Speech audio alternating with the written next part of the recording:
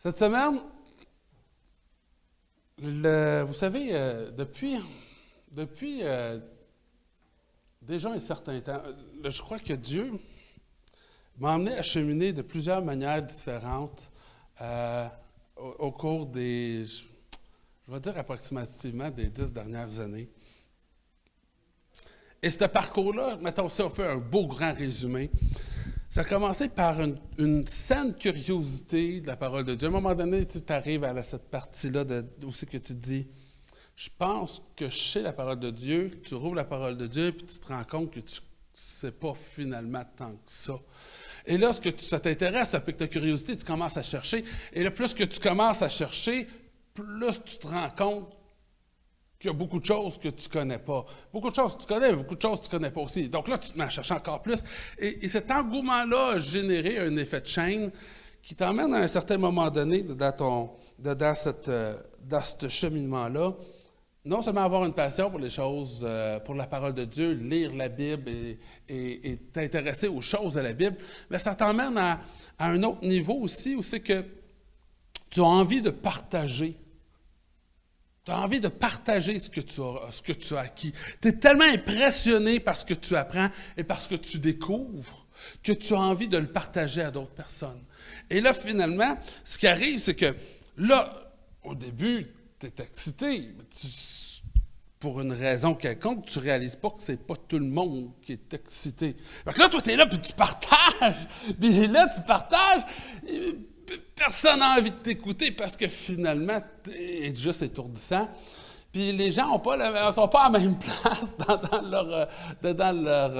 dans leur intérêt parce que ce que je découvre, là, vous savez, avec le temps, plus tu essaies de partager, plus tu développes un peu de maturité et tu commences à comprendre que tout le monde se développe à des niveaux différents. Ce n'est pas parce que toi, tu as eu un parcours en particulier que ça veut dire que tout le monde a le même parcours. Quelqu'un peut être passionné par quelque chose de complètement différent. Et d'ailleurs, c'est comme ça qu'on se retrouve à avoir des gens qui vont être plus attirés vers les missions, d'autres qui vont être plus attirés vers l'évangélisation, d'autres vont être attirés plus... Parce qu'il y a cette passion-là qui est à l'intérieur de nous, puis...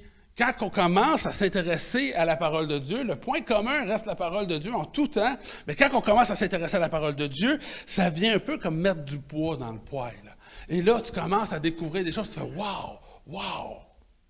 Et ça, ce cheminement-là, c'est quelque chose qui a ses forces et ses faiblesses. Et aujourd'hui, je veux parler justement sur le partage de notre foi. Je pense que la première question, peut-être que j'aimerais essayer de répondre, c'est comment est-ce qu'on peut emmener quelqu'un, ou convertir quelqu'un ou emmener quelqu'un à croire en ce que nous avons reçu. Et je vais tout de suite aller à la parole de Dieu. On va aller dans Jean, le 16e chapitre. On va commencer au verset 7. Donc, dans Jean 16, le verset 7. Ça nous dit, « Cependant, je vous dis la vérité, il vaut mieux pour vous que je m'en aille. En effet, si je ne m'en vais pas, le défenseur ne viendra pas vers vous. Mais si je m'en vais plutôt, je vous l'enverrai. Et quand il sera venu, le défenseur, c'est qui le défenseur? C'est le Saint-Esprit qui l'envoie. Il convaincra le monde en ce qui concerne le péché, la justice et le jugement. Dans 1 Corinthiens, le 3e chapitre. 1 Corinthiens, 3e chapitre, à partir du verset 5. Ça dit, « Qui est donc Apollos? Qui est donc Paul? Et qui est Paul? Ce sont des serviteurs par le moyen duquel vous avez cru, conformément à ce que le Seigneur a accordé à chacun. J'ai planté, Apollos a arrosé, mais c'est Dieu qui a fait grandir. C'est Dieu qui a fait grandir. Ainsi, ce n'est pas celui qui plante, ni celui qui arrose qui compte, mais c'est Dieu qui donne la croissance.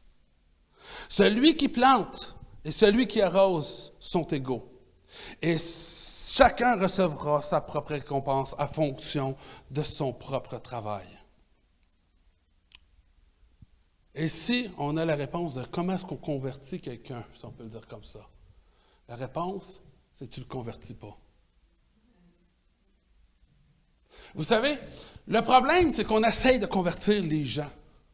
On essaye de dire aux gens, « Hey, j'ai reçu cette illumination-là, et je vais essayer. » Écoute, c'est comme la vérité absolue. Toi, tu es le premier sur toute la planète Terre, en 6000 ans d'histoire, à avoir eu cette révélation-là. Et là, subitement, tu te portes comme étant la personne responsable de propager toute cette bonne nouvelle-là que tu viens de découvrir. Mais la parole de Dieu nous dit que c'est le Saint-Esprit qui convainc nos cœurs. C'est Dieu. Nous, on est là. Notre rôle à nous, c'est de propager, c'est de semer et d'arroser. Mais maintenant, si la plante a grandi ou qu'elle ne grandit pas, ça, ce n'est pas à nous de gérer ça. Ce n'est pas notre problème à nous si elle grandit ou elle ne grandit pas, la plante. Nous, notre job, c'est de semer et d'arroser. Et il y a de quoi de particulier. Je vais juste faire la distinction. Pourquoi semer et arroser? C'est deux choses qui sont littéralement différentes. Semer, il n'y a rien dans la terre qui est là. Okay? On peut comparer ça à l'évangélisation. Tu arrives et tu apportes dans une terre qui est encore vierge et tu viens semer la bonne nouvelle, l'Évangile, la parole de Dieu. Arroser, la semence est déjà là. Arroser, c'est un peu ce que je suis en train de faire aujourd'hui. Si on prend pour acquis que ce que je donne comme message vient vraiment de Dieu, et à ça, à vous d'en juger. Mais si ce que je dis vient de Dieu, je suis ici en train d'arroser. La semence a déjà été placée dans vos cœurs, dans vos vies. Et maintenant, je viens pour arroser une semence qui est déjà là. Mais maintenant, que vous receviez ou que vous ne receviez pas ce que je suis en train de dire, ça ne m'appartient pas. Et vous savez, c'est souvent ça le problème, c'est que on est tellement fasciné et excité par cette connaissance-là ou cette vérité-là qu'on découvre que parfois, on commence à avoir l'impression que c'est notre travail à nous de faire croître. Mais nous, notre job, c'est de semer et d'arroser. Et donc, comment qu'on convertit quelqu'un? C'est simple, on ne le convertit pas. Nous, on n'a rien à faire là-dedans. Le problème, c'est que quand on commence à essayer de convertir quelqu'un, vous savez ce qui arrive? C'est que cette personne-là n'est plus une personne à vos yeux, mais ça devient un projet. Ça devient un projet. Et vous savez, il y a quelque chose, l'être humain, là, il y a ce qu'on appelle une intelligence émotionnelle. Ils le savent si tu les aimes pour de vrai. Ils le savent si tu es juste rendu un projet à ses yeux. Hein, ils sont là pour venir te convertir. Vous savez quoi? À partir du moment que quelqu'un a l'impression qu'ils sont un projet, vous venez de perdre toute chance de réussir à faire quoi que ce soit. Fait que pourquoi est-ce qu'on est. C'est important de comprendre que ce n'est pas à nous de convertir. Eh bien, premièrement, parce qu'on ne veut pas traiter les gens comme un projet. C'est important d'être authentique. C'est important de comprendre. Et ça, c'est quelque chose, honnêtement, je suis vraiment désolé, ça m'a pris vraiment du temps avant de le comprendre dans ma vie. Mais vous savez, de comprendre que les gens qui sont en avant de vous, eux aussi ont un cheminement de vie normal, hein, comme de physique, mais ils ont aussi un cheminement spirituel dans leur vie.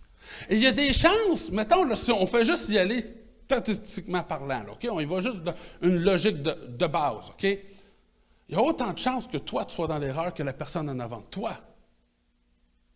Il est possible que la personne en avant de toi ait acquis quelque chose que toi, tu n'as pas acquis. Et donc, à cause de ça, si tu es en mesure de te dire, écoute, je ne prends pas pour acquis que je suis supérieur à la personne qui est là, puis que mon point de vue est supérieur à la personne qui est en avant de moi, mais que plutôt je me dis, il est possible que je sois dans l'erreur. Je crois que j'ai la vérité, mais c'est possible que je sois dans l'erreur. Déjà là, on a un plus grand respect à l'égard de ce que l'autre a à dire.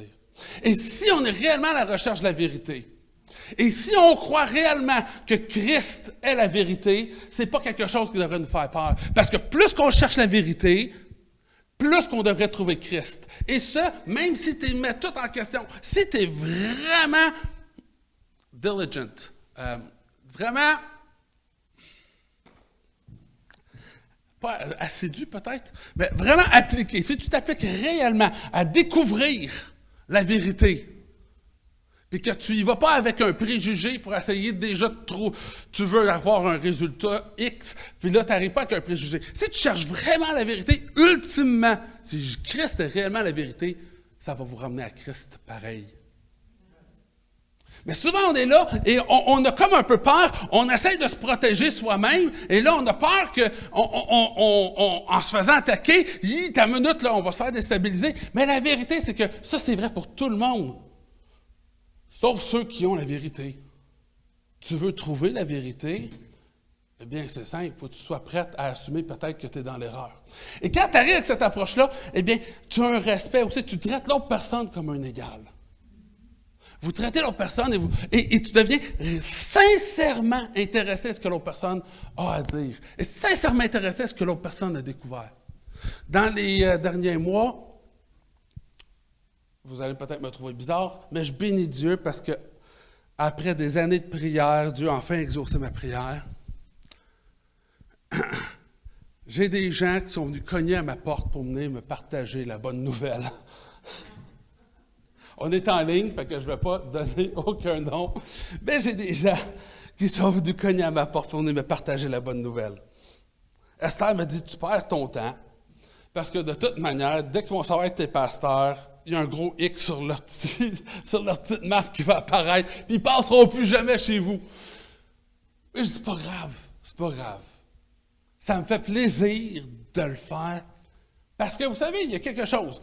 Quand que tu parles avec quelqu'un qui n'a aucun background d'un point de vue spirituel, c'est une approche très différente de quand tu parles avec quelqu'un qui a déjà un background dans la spiritualité ou ces choses-là. Et à toutes les fois, je me retrouve à parler de Dieu avec quelqu'un, c'est toujours comme on part de la base zéro. Mais là, quand les gens viennent et ont déjà une petite base, c'est intéressant parce que là, tu peux naviguer à partir de quelque chose qui est déjà établi. Et là, je suis tout excité. Et quand ces personnes-là viennent, entre autres, ma réaction, ça a été de m'intéresser à eux. Ah oui, bon, vous venez d'où? Hein? Elle dit, je viens des États-Unis, on est comme en train de faire un voyage missionnaire. Ah ouais, tu dois t'ennuyer de ta famille. J'ai parlé avec eux pas loin de facilement 1 heure de temps. J'ai à peu près presque pas parlé nécessairement de ça en quoi je crois, mais je me suis intéressé à ce que eux avaient. Je dis, et où votre église? Ah, elle est là. Écoute, je ne savais même pas que vous aviez une église ici à Granby. C'est vraiment intéressant. Vos services, comment ça marche? Comment vous fonctionnez? J'ai dit, moi, j'ai déjà entendu parler, mettons, telle affaire. J'ai dit, c'est-tu vrai? J'ai dit, comment que vous voyez ça? Et là, je m'intéresse à ce que eux, c'est quoi vous croyez? C'est quoi vos enseignements? Écoute, eux, en partant, ils sont déjà habitués, premièrement, de se faire insulter. Et quand ils ne sont pas insultés, c'est à eux d'essayer d'expliquer et de dire, de pousser ça en quoi qu'ils croient. Moi, je suis là, en train de boire tout ce qu'ils ont à dire, puis je suis vraiment, vraiment intéressé à ce qu'ils ont à dire. Parce que je me dis, j'ai étudié les différentes religions, les différents, autant au point de vue, mettons, comme les différents groupes de chrétiens, les groupes qui croient pas nécessairement que Christ est Dieu, comme mettons les témoins de Jéhovah et les Mormons, ou j'ai étudié aussi l'islam, ces affaires-là. Je me suis intéressé à ces choses-là, mais vous savez, de voir la théorie ou de parler avec quelqu'un puis de s'intéresser, c'est différent. Des fois, tu te rends compte que même les chrétiens, c'est pareil.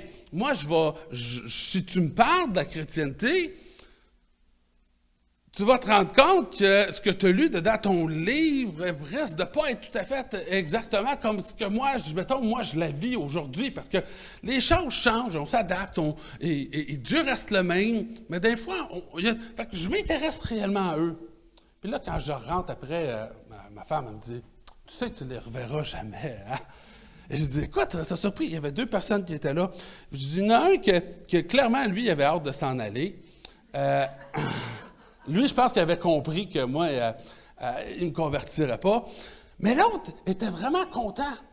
Il dit, hey, écoute, avant de partir, il me dit, ça fait tellement du bien. Il dit, c'est rare qu'on voit des gens qui nous traitent comme des êtres humains. En d'autres mots, on va le dire de même, là, mais qui nous traitent comme des êtres humains. Et vous savez, ça me désole. Souvent, je vois sur Internet des gens qui font la même erreur que j'ai faite dans le passé. Je ne pense pas pour autant que je suis meilleur qu'eux. J'ai passé par là aussi. Ou c'est qu'à un moment donné, tu penses que tu es tellement intelligent que tu veux te mesurer, puis tu veux montrer tes muscles, comment tu es intelligent. Et là, tu vois plein de vidéos sur un pasteur confronte un témoin de Jéhovah, un pasteur confronte un mormon. Et là, tu les vois en train d'essayer d'aller montrer que c'est eux qui ont raison, ils ont la bonne Bible, ils ont la bonne affaire, puis qu'eux autres, ils savent comment ça marche. Et là, tu vois la confrontation et tu te dis, mais il n'y a rien de bon qui va sortir. Il n'y a pas aucun bon fruit qui va sortir de ça. Au contraire, probablement que tu viens de fermer cette personne-là à tout jamais, à attendre réellement le vrai évangile. Et là, je suis là, et l'autre personne est comme, mais ça fait tellement du bien juste de se faire traiter comme un être humain. Finalement, c'est le fun parce que des fois, j'aime bien ça, tu sais, comme m'inventer, ça n'arrive pas souvent, mais quand j'ai raison, je le dis toujours, je le rappelle à ma femme à toutes les fois. Ça m'arrive pas souvent, fait que je m'en rappelle des fois où j'ai eu raison. Et là, à un moment donné, je suis dans le sous-sol, tu sais, j'étais en train de faire, je me souviens plus trop quoi. Et là, à un moment donné, j'entends ma femme, j'entends le chien japper, premièrement, et là, j'entends ma femme dire « Gary, tes amis sont là! »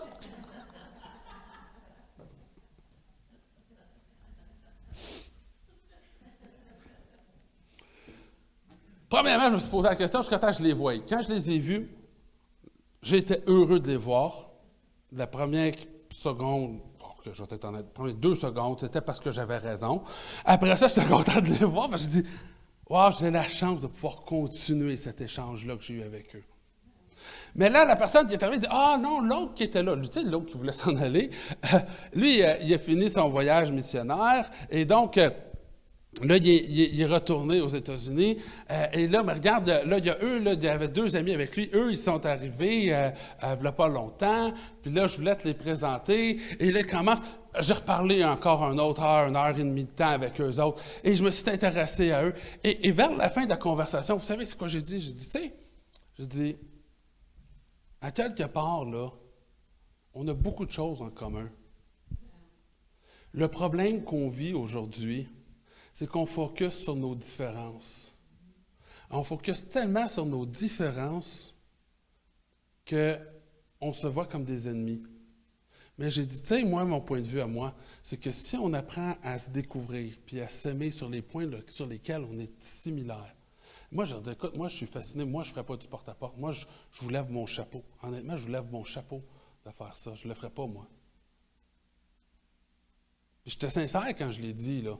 Mais tu sais, quand que je leur parlais, à la fin, la discussion qu'on avait, c'était, tu sais, si on apprend à s'aimer et à se respecter comme ça, après ça, quand on établit nos bases sur lesquelles on est pareil, quand on va avoir à parler des choses sur lesquelles on est différent, on ne va pas le faire de la même manière.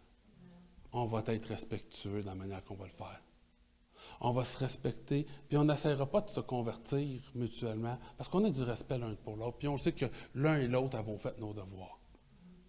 Dans ma tête, je me dis, mais c'est moi qui vais gagner, mais ça c'est parce que Dieu n'a pas encore fini son travail en moi.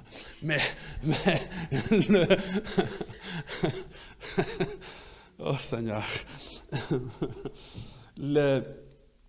Mais tu sais, je dis, mais en bout de ligne, là, vous savez quoi? Tant aussi longtemps que vous n'allez pas être à l'aise d'en parler de vos différences, ou que moi, je ne serai pas à l'aise d'en parler de mes différences par rapport à vous, on n'a pas besoin d'en parler. On est capable de juste s'apprécier mutuellement. Puis, on a fini la discussion. Puis, pour vrai, je me suis dit, ça a pris 1 mois avant qu'ils reviennent, je dis, j'ai hâte au mois prochain. Écoute, j'ai toujours rêvé d'avoir. Mais le problème, c'est qu'avant, je rêvais parce que je voulais leur montrer que j'en savais plus qu'eux autres. Aujourd'hui, merci Seigneur que ce n'est pas arrivé avant, puis que maintenant, j'ai pu évoluer sur ce niveau-là, avant d'avoir cette opportunité-là. Mais avant de partir, ils m'ont dit, parce qu'ils savent que je suis pasteur de l'Église ici, ils m'ont dit, est-ce que tu peux prier pour nous? Donc là, ma première réponse, évidemment, vous le savez, étant donné que je suis un pasteur, c'est clair. Ma première réponse a été, excuse, c'est quoi t'as dit? Parce que premièrement, c'est comme, je ne pouvais pas avoir bien compris. Il dit, mais veux-tu, est-ce que tu accepterais de prier pour nous? Et là, je dis, c'est sûr que j'accepte de prier pour vous. Et vous savez quoi? Il y a des points sur lesquels on est en accord, il y a des points sur lesquels on n'est pas en accord. Je ne suis pas obligé d'approuver ce sur quoi on est en désaccord. Par contre, je peux honorer les choses sur lesquelles on est en accord. Et donc, j'ai prié pour la bénédiction de Dieu sur leur vie, sur ce qu'ils font, sur leur voyage, que Dieu puisse les diriger, que Dieu puisse les accompagner dans ce qu'ils font. Ils sont partis, les trois qui étaient là sont partis, puis ils étaient tellement contents de la discussion. Je te dis, j'ai vraiment hâte, là, je compte les dodos là, présentement. Là, je me dis, j'espère que c'est vraiment des mois fixes. Là, je me dis, ils comptent-tu mois en 30 jours ou c'est 31, 30, 31, 30? Écoute, je compte mes dodos. Mais vous savez, l'affaire, c'est que quand on arrive souvent dans une situation, on essaye de convertir. Là, c'est comme si on a l'impression, là, on a juste une conversation là, pour essayer de tout rentrer là-dedans, là, puis de réussir à gagner, comme si c'était une bataille. Mais d'être authentique fait toute une différence. On n'est pas appelé à convertir, on est appelé à semer et à arroser. Et à plusieurs reprises, j'en profitais pour glisser un verset ici. Un verset que je savais qui n'était pas controversé par rapport à ce qu'eux croyaient déjà. Parce que, heureusement, je connais déjà ce en quoi qu'ils croient. Donc, je pouvais déjà naviguer dans des endroits où on était à l'aise. Où c'est qu'on est capable, on va parler de la Bible, on va introduire la Bible. Dans des endroits où c'est que ça fait pas mal, puis on va en discuter, on rouvre le chemin. Vous savez, des fois, il ne faut pas aller dans l'autre extrême où c'est qu'on est tellement juste des amis qu'ils ne savent même pas qu'on est chrétien. Hein? On a tendance à faire l'autre inverse des fois. Mais là, je suis en train d'aller en avant, de prendre trop de devant là, sur ma prêche. Là. Bon. On va essayer de me discipliner. Donc, c'est important d'arriver et de voir les gens comme des gens qui peuvent être notre ego. Peut-être que autant qu'eux peuvent avoir raison que nous. Et on n'a pas à avoir peur parce que, justement, si Christ est réellement la vérité, si on cherche la vérité, on va toujours aboutir à Christ. Maintenant, si on regarde de quelle manière est-ce que Paul travaillait, de quelle manière que Pierre nous disait d'évangéliser ou de partager la parole, on va voir que justement, ce n'est pas de la manière que nous, on a tendance à le faire normalement. Ce n'est pas l'approche qu'il prend normalement. On va dans Colossiens, le 4e chapitre, à partir du verset 3. Colossiens 4, verset 3. Ici, Paul est en train d'écrire à l'église de Colosse. On est rendu vers la fin. Il est en train de donner ses salutations à la fin. Et dans ses salutations, il va dire quelque chose qui est très révélateur par rapport à ce qu'on est en train de discuter aujourd'hui. Il dit, priez en même temps pour nous. Parce que juste avant, il vient de dire, priez sans cesse. Il a dit, priez en même temps pour nous. Que Dieu nous ouvre une porte. Que Dieu nous ouvre une porte pour la parole, afin que je puisse annoncer le mystère de Christ. Priez pour nous afin que Dieu nous ouvre une porte. Vous savez, souvent, on a parlé du baptême du Saint-Esprit, il n'y a pas longtemps, où c'est qu'on est là, on dit « On prie pour tout le monde! » Et on va en avoir un dans la gang qui, on va y aller en quantité, puis éventuellement, on va en pogner un bon. C'est un peu dans la même affaire aussi qu'à un moment donné, des fois, on a tendance à faire la même approche quand on parle d'évangélisation. On arrive et on essaie de pousser, puis d'ouvrir des portes, puis de forcer des portes. Mais vous savez, c'est pas que ça ne marche pas des fois, puis ça ne veut pas dire que c'est pas quelque chose qui doit être fait, jamais, jamais. Moi, je pense, entre autres, aux disciples, quand ils ont reçu le baptême du Saint-Esprit, ils sont allés dans les rues, puis ont commencé à propager le message. Je ne dis pas que c'est quelque chose qui peut jamais arriver, mais en général, ici, Paul, ce qu'il recherche, il s'est dit, Dieu va ouvrir une porte. Dieu va ouvrir une porte, mais en même temps, il dit quand il va ouvrir cette porte-là, pour que je puisse annoncer le mystère de Christ. La partie clé ici, c'est le mystère. Vous savez, il y a quelque chose qui, pendant des milliers d'années, était drette là sous nos yeux, mais qu'on ne comprenait pas. Et maintenant que Christ est venu, et qu'il a révélé les mystères qui sont là. Maintenant, on est en mesure de comprendre beaucoup de choses qu'on ne pouvait pas comprendre avant.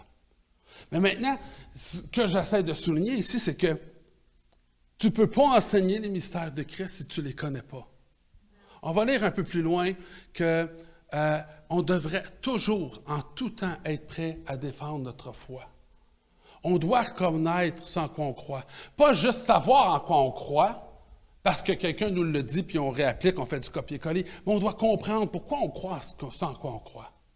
Parce qu'après ça, quand que vous allez avoir à discuter puis à partager votre foi, si vous faites juste donner la réponse, mais vous ne connaissez pas comment vous rendre à la réponse, eh bien, vous allez avoir de la difficulté à prendre la personne à partir de là où elle est, puis l'aider à cheminer. C'est important de savoir, de connaître ce en quoi on croit, puis pourquoi est-ce qu'on y croit. Donc, on est ici, puis il dit donc que Dieu ouvre les portes pour la parole, afin que je puisse annoncer le mystère de Christ, à cause duquel je suis emprisonné, et que je le fasse connaître de la façon dont je dois en parler. Conduisez-vous avec sagesse avec les gens de l'extérieur. Tu sais, quand je dis, il faut faire attention dans la manière qu'on annonce. Des fois, on est trop excité. Quand on devient un projet, on manque de sagesse. Quand on essaie de gagner un combat, on manque de sagesse. Puis il dit, c'est pas juste avec les chrétiens, il dit, comportez-vous avec sagesse envers les gens de l'extérieur et rachetez le temps. Ne remettez pas à demain, parce que le temps est compté, littéralement. Que votre parole soit toujours pleine de grâce et assaisonnée de sel. Ça devrait jamais sentir comme étant une guerre ou une bataille, sinon tu n'es pas dans de la grâce. Là. La grâce n'est pas là. Si tu es en train de livrer un combat, c'est parce que tu n'es pas à la bonne place, tu ne le fais pas comme il faut. Ça devrait toujours être fait avec grâce. Mais pas juste avec grâce, assaisonné de sel. Qu'est-ce que ça veut dire? Le sel, hein, quand on dit le sel, hein, on est le sel de la terre, et que si le sel perd sa saveur, c'est quoi? C'est si nous, en tant que chrétiens, on n'est pas à l'image de Christ, si on perd notre saveur, c'est quoi le sel? C'est le message de Christ. C'est Christ, c'est l'identité même de Christ. Ça, c'est le sel. Et donc, si ton message, même si tu es plein de grâce, mettons, moi je parle avec les gens qui sont venus, là, je parle, plein de grâce, mais qu'il n'y a jamais de sel dans ce que je partage, je ne suis pas plus gagnant, là. Les deux doivent être là, la grâce et le sel. Que votre parole soit toujours pleine de grâce et assaisonnée de sel, afin que vous sachiez comment il faut répondre à chacun. Chaque personne est unique. Chaque personne a un parcours différent.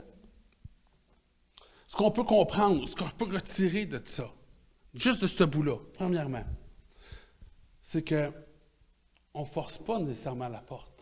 Vous savez, moi, quand je parle avec des gens, il y a d'autres occasions aussi que ça arrive souvent, et à un moment donné, j'écoute, je m'intéresse, je pose des questions. Puis à un moment donné, mais toi, t'en penses quoi de ça? Ça, c'est mon cue, ça. Ça, c'est le moment où j'embarque. Mais quand j'embarque, c'est avec grâce.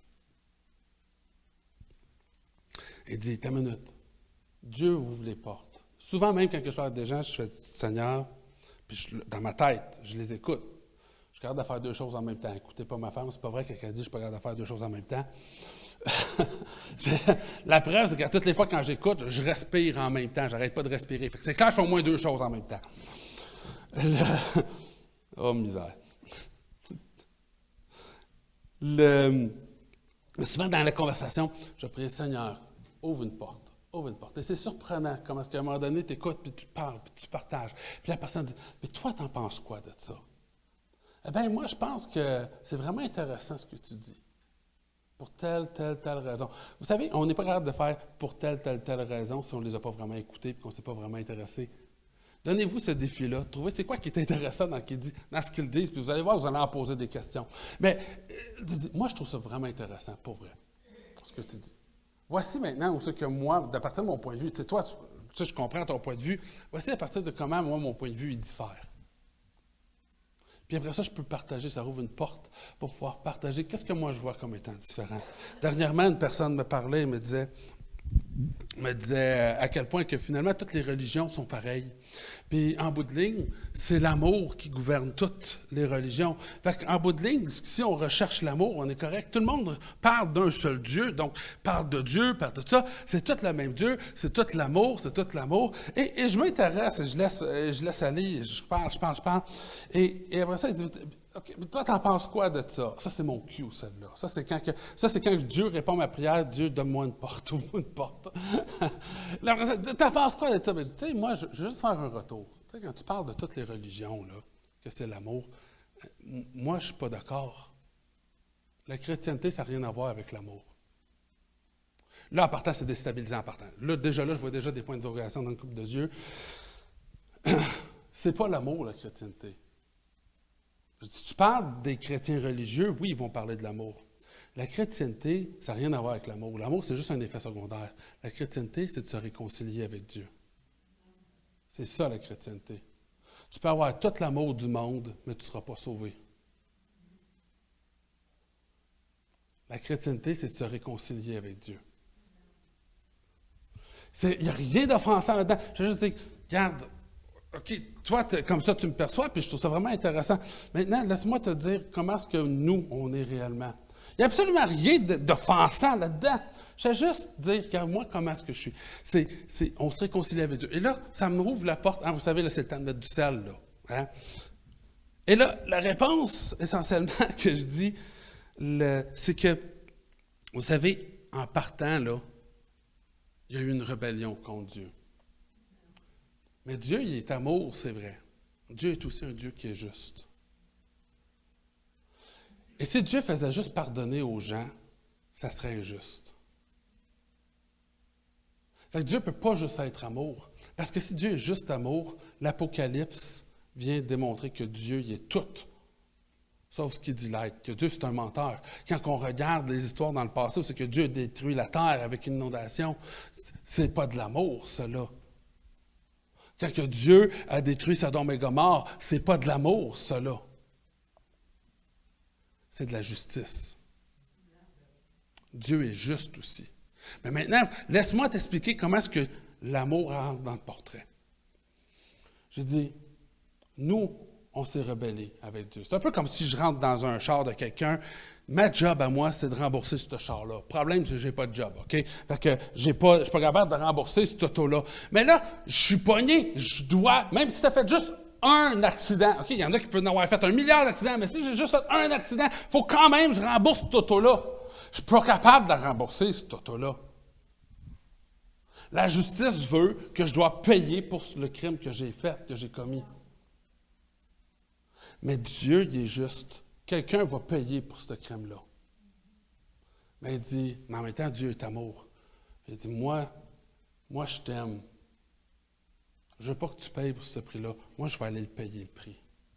Fait que qu'est-ce qui arrive quand Christ vient mourir sur la croix, là? Les deux attributs de Dieu sont rencontrés. La justice a été faite et l'amour de Dieu a été manifesté à travers la croix. Je ne suis pas d'accord de dire que la chrétienté, c'est l'amour. La chrétienté, c'est la réconciliation avec Dieu.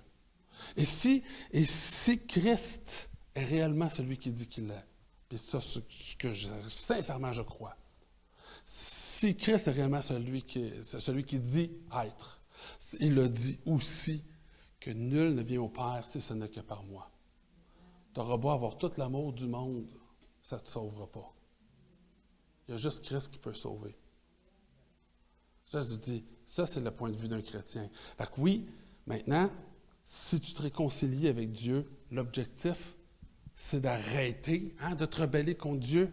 Et c'est pour ça qu'on cherche à arrêter de pécher. Mais on n'a pas beaucoup d'exemples de gens qui ne se sont pas rebellés contre Dieu. On en a un, c'est Christ. C'est pour ça aussi qu'on enseigne qu'il faut être à l'image de Christ. Mais vous savez, Christ avait beaucoup d'amour. Et quand on essaie d'être à l'image de Christ, oui, on va avoir de l'amour, mais ça, c'est un effet secondaire. C'est pas ça la chrétienté. Et vous savez, juste là, vous voyez, juste ça a permis de pouvoir dire, regarde, on va introduire réellement, c'est quoi la bonne nouvelle? La bonne nouvelle, c'est qu'on ne mérite pas. On ne mérite pas d'aller au ciel. Mais que Dieu nous a tellement aimés qu'il est venu et il est mort pour nous. Et qu'aujourd'hui, on a accès au ciel à cause de ça, à travers lui. Mais vous savez, quand on parle comme ça de l'Évangile, il faut savoir sans quoi on croit. Comment tu peux enseigner la bonne nouvelle si on ne la comprend pas, la bonne nouvelle? Donc, un, pas forcer les choses. Deuxièmement, savoir de quoi on parle. Troisièmement, on en a déjà parlé, c'est d'être réellement intéressé à la personne. Quatrièmement, c'est être gracieux quand on met du sel. Si on peut le dire comme ça. Et l'autre point, qui celle-là a été introduit par Pierre, on va aller voir Pierre qui va nous donner essentiellement, dans un ordre un peu différent, mais essentiellement les mêmes informations. 1 Pierre, le 3e chapitre. 1 Pierre, 3e chapitre, à partir du verset 14. Ça nous dit, « D'ailleurs, même si vous deviez souffrir pour la justice, vous seriez heureux. » Il y a comme une thématique là-dedans. Hein? « N'ayez d'eux aucune crainte et ne soyez pas troublés, mais respectez dans votre cœur la sainteté de Dieu le Seigneur. » Respectez, il commence avec ça, respectez dans votre cœur la sainteté de Dieu le Seigneur. C'est-à-dire, pas de compromis. Vous savez, des fois, j'entends des gens dire « Ah, je suis romain avec romain, juif avec les juifs, puis que... » Non, ta minute, tu sais ce que Dieu attend de toi. Ne sors pas de ce que Dieu s'attend de toi pour pouvoir partager le message. Aucun compromis. Soyez toujours prêts à défendre l'espérance qui est en vous. On parlait tantôt de savoir, faut savoir, il ne faut pas juste répéter ce qu'on a entendu, il faut comprendre sans quoi on croit. Soyez toujours prêts à défendre l'espérance qui est en vous. Devant qui? Devant ceux qui en demandent raison. Il y a une porte ouverte ici. La personne t'en demande raison. Oh! Qu'est-ce que tu en penses? Oh! Soyez toujours prêt à défendre. Mais le problème, c'est que tu ne sais jamais quand quelqu'un va dire « Ah oui, toi, t'en penses quoi de ça? » Tu peux être surpris de ce sur quoi qu'on va dire « T'en penses quoi de ça? » Sois toujours prêt. C'est pour ça que c'est important de lire, de méditer la parole de Dieu, d'apprendre à connaître Dieu. Mais faites avec douceur et respect, en gardant une bonne conscience, afin que la main où l'on vous calomnie, comme si vous faisiez le mal, ceux qui critiquent votre bonne conduite en Christ soient couverts de honte. En effet, il vaut mieux souffrir, si telle est la volonté de Dieu, en faisant le bien qu'en faisant le mal. Et si on revoit les mêmes choses quand que tu y vas avec douceur, avec respect. Il ne faut pas faire de compromis. Il faut toujours être prêt à défendre notre foi et attendre quand les gens vont nous demander « Hey, t'en penses quoi, toi? » Le plus bel exemple, je trouve, ici on parle c'est toutes des directives, mais on a aussi un exemple ici d'évangélisation qu'on voit de la part de Paul. Si on va dans Actes, le 17e chapitre, on est dans Actes 17. On va commencer à partir du verset 22 et on va pouvoir voir Paul appliquer cette approche-là, entre autres. Dans Actes 17, verset 22. Paul, debout au milieu de l'aréopage. L'aréopage, c'est une place publique, surtout dans les endroits, on voit ça dans les endroits qui étaient plus à culture grecque, entre autres, et romain. C'est un endroit, une place publique où c'est que tous les philosophes et les gens qui avaient de quoi dire pouvaient aller et partager ce qu'ils avaient à dire. Et donc, on n'a pas vraiment d'équivalent aujourd'hui, peut-être les réseaux sociaux finalement, mais Donc, c'est une place publique que les gens peuvent aller partager. Donc, Paul, il est là, sur cette place publique-là. Et il est au milieu de l'aréopage. Il va dire, « Athéniens, je vous trouve en tout point de vue extrêmement religieux. En effet, en parcourant votre ville et en examinant les objets de votre culte, j'ai même découvert un autel avec cette inscription qui disait « À un Dieu inconnu ». Premier point, qu'est-ce qu'il a fait? Il a appris à connaître les Athéniens. Il a été dans la ville, il a vu les autels, il s'est promené, il s'est intéressé, il a examiné les autels, il s'est intéressé aux Athéniens. Assez qu'il a été même en mesure de pouvoir reconnaître, hey, il y a un autel qui est un Dieu inconnu. Il leur dit, wow! Je trouve vraiment impressionné parce que vous êtes extrêmement religieux. Je suis impressionné par vous. Il dit, hey, j'ai même découvert un autel avec cette inscription, à un Dieu inconnu. Celui que vous révérez sans le connaître, c'est celui que je viens vous annoncer, que je veux vous annoncer. Paul, ici, là, il n'a pas dit, « Hey, toutes vos statuts et toutes vos affaires, là, c'est tout pas bon. Là, vous allez tous aller mourir en enfer parce que Dieu n'est pas content parce que vous faites. » Non. Il part d'un autel. Il y a un autel qui était là, là. C'est un autel païen. Il part de là pour les emmener à bon port. Celui que vous révérez sans le connaître. Clairement, ce n'était certainement pas Jéhovah qu'il vénérait à ce point-là. Il s'attendait probablement à un Dieu comme tous les autres. Mais il dit, celui que vous vénérez comme sans même le connaître, c'est lui que je vous annonce. Le Dieu qui a fait le monde et tout ce qui s'y trouve est le Seigneur du ciel et de la terre. Et il n'habite pas dans un temple fait par les mains d'hommes. Il n'est pas servi par des mains humaines, comme s'il avait besoin de quoi que ce soit. Lui qui donne à tous la vie, le souffle et toutes choses.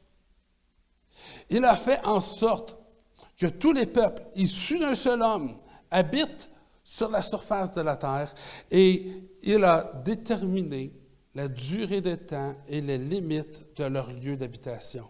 Écoute, vous voyez, là, Paul, là, présentement, là, ce qu'il est en train de faire, il est juste en train de dire, regarde, on est d'accord sur tous ces points-là, là.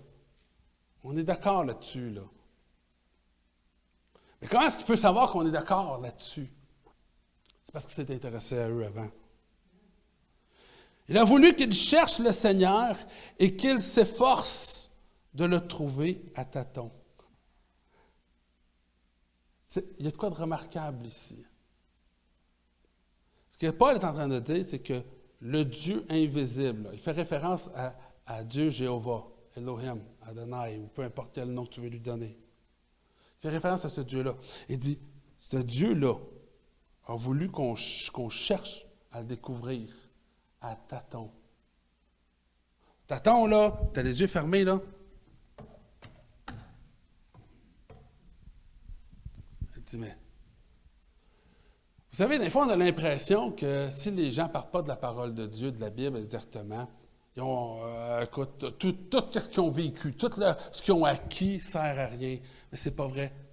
Dieu se laisse trouver par celui qui le cherche. La Bible nous permet de le découvrir en profondeur. La Bible permet de comprendre et de trier le bon du pas bon. Mais Dieu se laisse trouver, même si tu n'as pas de Bible, Dieu se laisse trouver pareil. Et les gens sont là et Dieu dit que la nature révèle la grandeur de Dieu. Personne n'est inexcusable. Tout le monde, en regardant autour de eux, peut voir qu'un Dieu n'a pas le choix d'exister. Et maintenant, si tu décides de rechercher Dieu, comme à tâtons, tu vas réussir à trouver, partiellement, mais tu vas réussir à retrouver. Il dit, maintenant, laissez-moi vous en parler pleinement. C'est à peu près ça qu'il va dire, là. Donc, il dit, il a voulu qu'il cherche le Seigneur et qu'il s'efforce de le trouver à tâtons, bien qu'il ne soit pas loin de chacun de nous. Il est juste là à côté de nous. En effet, c'est en lui que nous avons la vie, le mouvement et l'être. Comme l'ont aussi dit quelques-uns de vos poètes. Vous savez, comment est-ce que Paul peut savoir quoi que leur poète dit s'il ne s'est pas intéressé à eux avant? Et il part de partir de là des acquis qu'ils ont déjà. Il dit, comme l'ont dit aussi quelques-uns de vos poètes, nous sommes aussi de sa race. Ainsi donc, puisque nous sommes de la race de Dieu, nous ne devons pas croire que la divinité ressemble à de l'or, de l'argent, de la pierre sculptée par l'art et l'imagination de l'être humain. Sans tenir compte des temps d'ignorance, Dieu annonce maintenant à tous les êtres humains, partout où ils se trouvent, qu'ils doivent changer d'attitude.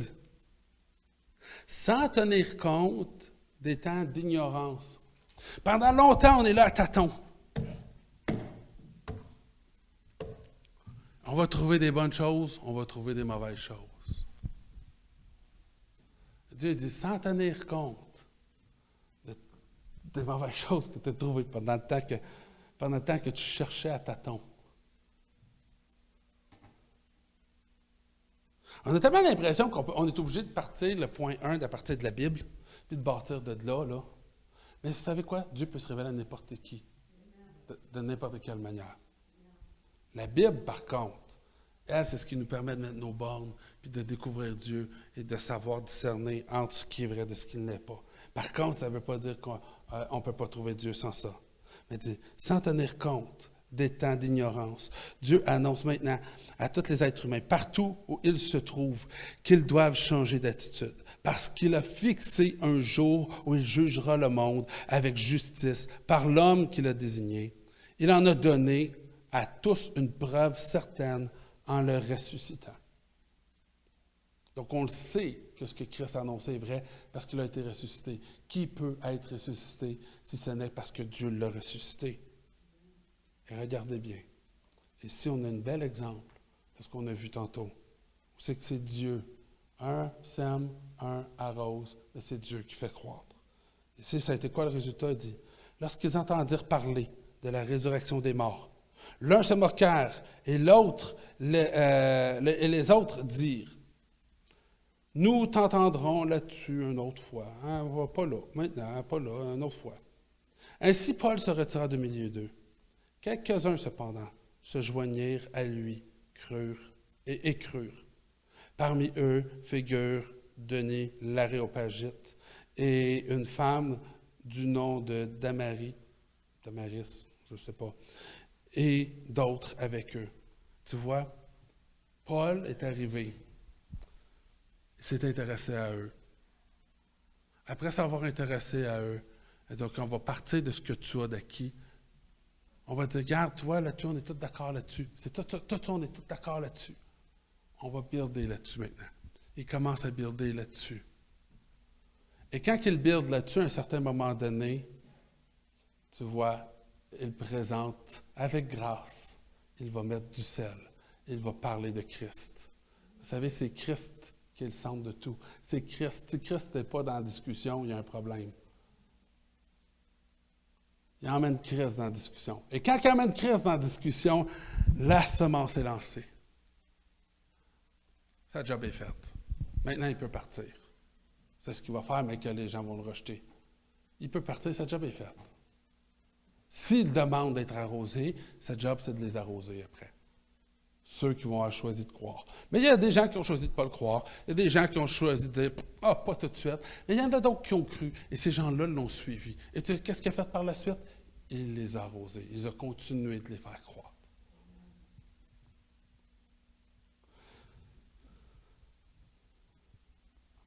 Vous savez, parfois on a une perception de l'évangélisation qui est parfois plus destructeur que réellement sauveur. On est là pour être le sel de la terre. On est là pour être une lumière. On n'est pas là pour convaincre, on est là pour partager, pour propager. Christ nous a envoyé l'Esprit Saint pour faire justement la job qu'on essaie de faire trop souvent, c'est-à-dire de convaincre les cœurs. Si le cœur est prêt à grandir, l'Esprit Saint va le faire grandir. Vous savez, des fois, on va semer une graine, puis ça peut prendre 10 ans avant que cette graine-là germe et sorte de terre. Mais vous savez quoi? L'important, c'est d'avoir semé. L'important, c'est d'arroser. Et de faire confiance à Dieu pour le reste. C'est Dieu qui va faire croître. Surprenamment, quand j'ai commencé à apprendre à respecter, à réellement m'intéresser à ce que les autres ont à dire, même s'ils ont des croyances complètement différentes aux miennes, subitement, quand j'ai commencé à agir de cette manière-là, les opportunités pour pouvoir partager la parole de Dieu s'est mis à se multiplier. Des fois, je suspecte quasiment que Dieu fait par exprès pour ne pas ouvrir des portes s'il sait que ça va juste tuer la personne s'il rouvre la porte. Parce que vous savez, des fois, parce qu'on a une mauvaise approche, on est excité et on a raison de l'être. On a la vérité et je crois sincèrement que nous avons la vérité et qu'on a réellement quelque chose de grand à annoncer. Et je comprends qu'on soit excité et qu'on veuille que tout le monde fasse partie de la gang. Mais vous savez quoi? Dieu lui-même n'a pas imposé son salut à quelqu'un d'autre. Dieu lui-même respecte notre choix. Et des fois, on a tendance à l'oublier, ça. Maintenant, ce que j'aimerais dire aujourd'hui, c'est que soyons le sel de la terre. Soyons gracieux dans notre manière de saler. Et là, je vois juste une vidéo YouTube là, du gars qui sale comme ça. Là. C'est pas ça que ça veut dire. Mais c'est d'avoir de l'amour, du respect, s'intéresser, comprendre que ce n'est pas les chrétiens et en dehors du royaume des chrétiens, il y a des bêtes de foire. Ce n'est pas ça du tout. On est tous des êtres humains avec une sensibilité à la spiritualité et on cherche tout. Vous avez été chanceux d'avoir trouvé. Mais les autres personnes qui sont là, eux autres aussi, ils cherchent. Et eux autres aussi croient avoir trouvé. Et c'est pour ça qu'il faut faire avec grâce. Et vous savez, c'est vrai, tantôt on a parlé de semer, et l'on parle beaucoup de semer, mais c'est vrai aussi pour arroser. Même à l'intérieur de l'Église, c'est vrai aussi. Des fois, on a des gens qui peuvent être là, avoir des compréhensions, des interprétations différentes de la nôtre. Et on peut partager, mais ça doit être fait avec respect, avec grâce, quand que Dieu ouvre une porte. Mais vous savez, si ce n'est pas un péché qui mène à la mort, là, à un moment donné, c'est Dieu qui fait croître. Puis ça, il faut comprendre. Il faut respecter ça. Il faut aussi respecter que peut-être, on ne le sait pas, peut-être c'est nous qui sommes dans l'erreur. Et quand on a cette vision-là, c'est niaiseux, là, mais juste de comprendre. C'est possible que ce soit nous qui sommes dans l'erreur et on va chercher la vérité. Sachant très bien que Christ est la vérité et qu'on va trouver Christ, on va chercher la vérité. Il y a des chances qu'on va arriver à la fin et dire « Hey, tu sais quoi? Moi, je croyais ça, mais finalement, aujourd'hui, mon opinion, elle a changé. » Puis ça va être parce qu'on a été peut-être un peu confronté d'une manière X, Y, Z par l'opinion d'un autre chrétien à un moment donné, qui lui va avoir compris quelque chose que nous, on n'a pas compris. Puis vous savez quoi? Les chansons, vous allez pouvoir retourner l'appareil à un moment donné. Sur autre chose, vous allez avoir compris des choses, vous allez pouvoir aider votre frère, votre sœur. C'est pas pour rien qu'on est des frères et sœurs, qu'on a besoin de l'Église, on a besoin de la fraternité, on a besoin d'être là. Et ça, être unis, même dans la différence, c'est pas pour rien qu'on a besoin de ça. C'est parce que, vous savez, il n'y a pas moyen de grandir ou de voir des fois, outre que par avoir quelqu'un d'autre qui est là, qui a déjà eu une révélation, qui nous la partage. Parce que des fois, on n'est pas tout à fait réceptif quand Dieu essaie de nous parler. Mais de pouvoir avoir quelqu'un qui est là, des fois, c'est niaiseux, là, mais c'est ça qu'on a besoin.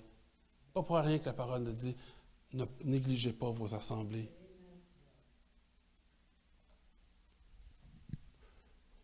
Sur ce, j'aimerais terminer par un mot de prière. Seigneur, encore une fois, merci, Seigneur. Merci pour ta parole.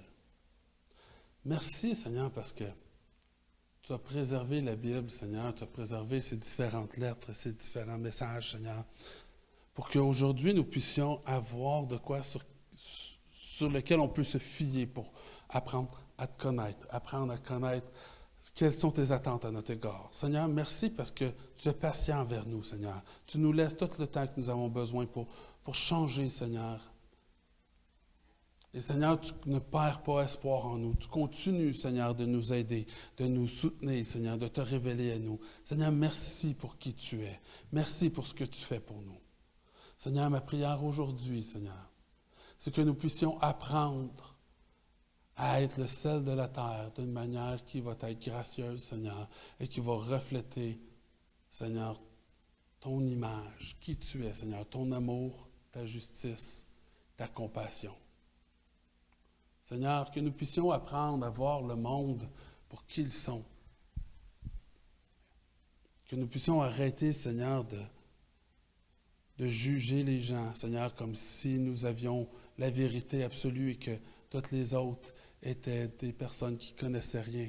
Mais Seigneur, que nous puissions reconnaître que nous sommes tous égaux, Seigneur, que nous avons eu un privilège de te connaître, que tu t'es révélé à nous, Seigneur, que c'est un privilège, que nous avons, Seigneur, pu être en communion avec toi. Et Seigneur, aide-nous à partager ce privilège. Aide-nous à le faire de la bonne manière. Ouvre les portes pour que nous puissions partager les mystères, Seigneur, de ton royaume, de qui tu es. Seigneur, c'est dans le nom de ton Fils que je demande ces choses. Donne-nous la sagesse. Donne-nous la grâce, Seigneur. Que nous puissions être une lumière qui brille pour toutes les gens qui nous entourent. Amen et amen.